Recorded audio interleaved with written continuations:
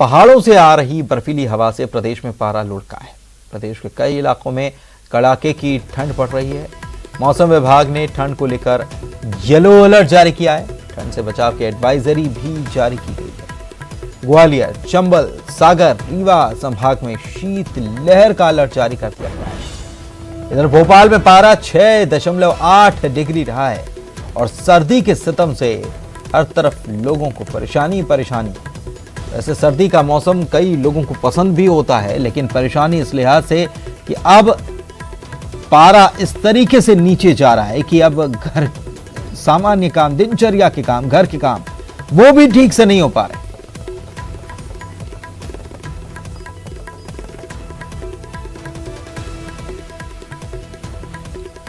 शाहजहांपुर का रुख करते हैं। सुनील हमारे सहयोगी हमारे साथ लाइव जुड़े हुए हैं और सुनील के जो जिस तरीके से उन्होंने कपड़े पहन रखे हैं उससे आप अंदाजा भी लगा पाएंगे कि क्या मौसम यहां पर हो रहा है। पीछे अभी भी धुंध यहां नजर आ रही है।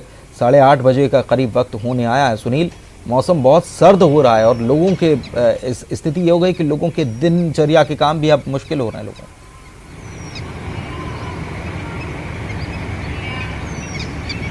पुनीत, बिल्कुल ठीक बात कही आपने। और दिसंबर जैसे जैसे सर्द हो रहा है, कड़कड़ाती ठंड से लोगों को काफ़ी परेशानी का सामना करना पड़ रहा है।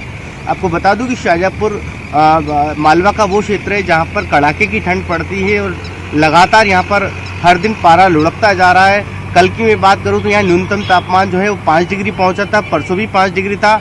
आज 2 डिग्री बढ़ा है, लगभग 60 डिग्री के आसपास का तापमान है। तो जिस तरीके से तापमान लगातार नीचे जा रहा है, जिसकी वजह से जनजीवन पूरी तरीके से प्रभावित है। चाहे वो हिमाचल कश्मीर में बर्फबारी हो, चाहे एक वेस्टर्न डिस्टर्बेंस वाला मौसम का एक सिस्टम एक्टिव होना हो, कारण चाहे जो भी रहा हो, लेकिन जिस तरीके से दिसंबर जैसे जैसे बीत रहा है, कड़ाके की ठंड पड़ रही है और लोगों को जिसकी वजह से खासी परेशानी का सामना करना पड़ रहा है। ठंड से बचने के लिए तरह तरह के जतन है। गर्म कपड़े पहन सकते हैं, अलाव जला सकते हैं, बड़े सीमित विकल्प होते हैं आपके पास। तो एक विकल्प भी है। हालांकि दूसरी बात ये भी है कि सबसे बड़ी बात की जो रैन बसेरों की व्यवस्थाएं करना चाहिए, सार्वजनिक अलाव की व्यवस्थाएं करनी चाहिए, वो उतनी मुफीद नहीं दिखती, उतनी माकूल नहीं दिखती जितनी की उम्मीद की जानी चाहिए। क्योंकि जैसा आपने थोड़ी देर पहले जिक्र किया था कि ठंड कुछ लोगों के लिए मजा होती है तो कुछ लोगों के लिए सजा होती है। आप और हम जब इतने कपड़े पहनकर भी ठंड से बचाव नहीं कर पाते हैं तो हमें उन लोगों के बारे में भी सोचना होगा जिनके पास सर छुपाने के लिए छत नहीं होती या जिन्हें खुले में सोने को मजबूर होना पड़ता है। तो पुनीत, निश्चित तौर पर कड़कड़ाती ठंड से जनजीवन बुरी तरीके से प्रभावित है।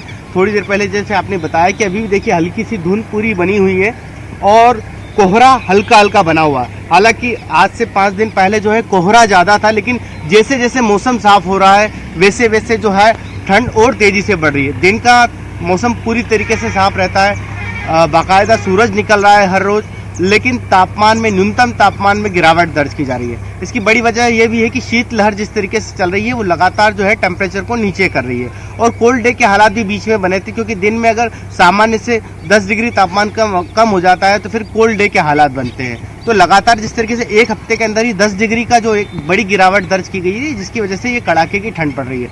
हालांकि मौसम विभाग का मानना है कि अगले 1-2 दिन में लगातार तापमान थोड़ा ऊपर जाएगा, लेकिन ये एक छोटी राहत होगी, एक बीच का एक स्लैब होगा। उसके बाद 24 तारीख के बाद फिर से कड़ाके की ठंड शुरू होगी। तो अभी लोगों को एक लंबा दौर इस ठंड के साथ बिताना होगा और उसको लेकर जो है सरकारी मशीनरी हो, चाहे स्वयंसेवी संस्थाएं हो, कई लोग जो है गर्म कपड़े बांटते हैं, कई एनजीओ काम करते हैं, सबको मिलजुल के काम करना पड़ेगा ताकि इस ठंड की वजह से कोई परेशान न हो। जी पुनीत। बिल्कुल। और सुनील, एक चीज़ और कि जिस तरीके से ये मौसम हो रहा है, कोरोना काल भी है, सर्दी जुकाम के मरीज अस्पतालों में बढ़ रहे होंगे और ये चिंता की बात हो सकती है। लोगों को शायद ये भी लगने लग जाए कि उनको कोई सिम्टम्स तो नहीं है।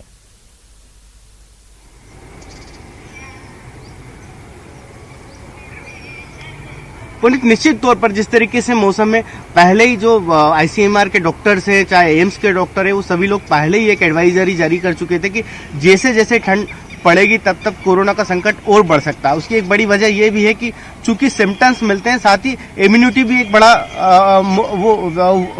कारण बनता है इसका। चूंकि ठंड की वजह से आप और हम अगर थोड़ा भी हवा में जाते हैं तो हमें छींक आना शुरू हो जाती है, हमें सर्दी जैसा महसूस होता है। और सिमिलर जो है सिम्टम्स जो है वो भी कोरोना के हैं। कोरोना में चूंकि सांस लेने की एक बड़ी परेशानी होती है, ठंड में भी वही एक बड़ा कारण है। जो दमे के मरीज होते हैं, अस्थमा के मरीज होते हैं, उनको सांस लेने में परेशानी होती है। तो कोरोना के कारण भी कहीं ना कहीं ये ठंड जो है एक बड़ी चुनौती है। जिस तरीके से लगातार जो है हार्ट का पेशेंट हो, चाहे शुगर के पेशेंट, तमाम जो गंभीर बीमारी से ग्रसित लोग होते हैं उनके लिए ठंड के समय परेशानियां और ज़्यादा होती है। तो निश्चित तौर पर जिस तरीके से ठंड जैसे जैसे पड़ रही है वैसे वैसे कोरोना का संकट भी बना हुआ है और उससे बचने के लिए भी जतन किया जा रहा है। अगर आंकड़ों की बात करें तो हर रोज़ कोरोना के मरीज बढ़ रहे हैं। ये अलग बात है कि पहले दहशत ज़्यादा थी और आंकड़े कम थे, अब दहशत कम है लेकिन आंकड़े ज़्यादा हैं। तो कोरोना का संकट अभी टला नहीं है, वैक्सीन की बात की जा रही, कब आएगी अभी ये स्थिति साफ नहीं है। तो अभी लगातार जो है लोगों को इस ठंड में कोरोना से भी बचना है, ठंड से भी बचना है, तो तमाम चुनौतियां बनी हुई और इस ठंड के साथ जो है लोगों को उन सारी चीजों को मैनेज करना है। कृष्णा साहू हमारे सहयोगी मंडला से भी हमारे साथ जुड़े हैं। सुनील, उनके पास भी चलते हैं और वहाँ मंडला में क्या स्थिति है जानते हैं, ठंड का मौसम कैसा है। हालांकि यहाँ पर हम कृष्णा को देख पा रहे हैं कि बहुत ज्यादा ठंड का असर उन पर तो नजर नहीं आ रहा है, लेकिन जानते हैं मौसम का हाल। कृष्णा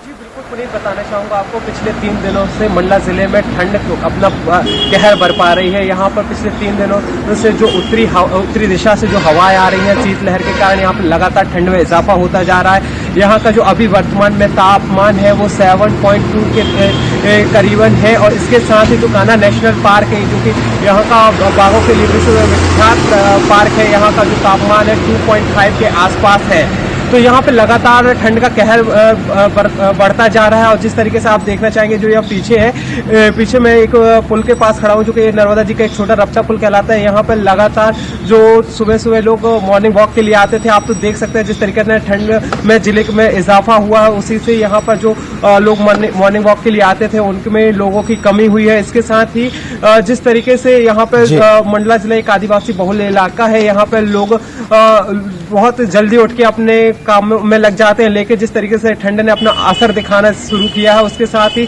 यहाँ पर लोग 9 से 10 बजे के बाद ही लोग घर से बाहर निकल रहे हैं। इसके साथ ही जैसे ही शाम ढलती है बादल छटते हैं, उसके साथ ही ठंड में फिर से एक बार इजाफा हो जाता है। लोग अलाव का सहारा लेते हैं। हालांकि पूरे ठंड का जिस तरीके से जिले में असर हो रहा है उस सबको देखते हुए भी नगर पालिका और प्रशासन मुस्तैद है, जगह जगह उन्होंने अलाव की व्यवस्था कर रखी है। पुनीत, बहुत बहुत शुक्रिया आपका इस जानकारी के लिए। कृष्णा, आपका भी बहुत बहुत शुक्रिया। सुनील हमारे सहयोगी जुड़े थे, उनका भी बहुत बहुत शुक्रिया।